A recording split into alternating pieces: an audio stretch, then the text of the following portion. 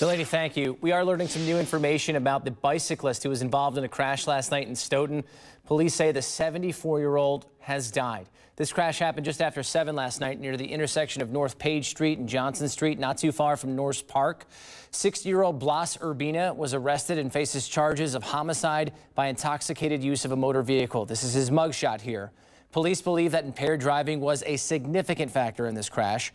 The person who died has not yet been identified. The Stoughton Police Department is continuing their investigation, and when we get more updates on this story, we will continue to bring you new information.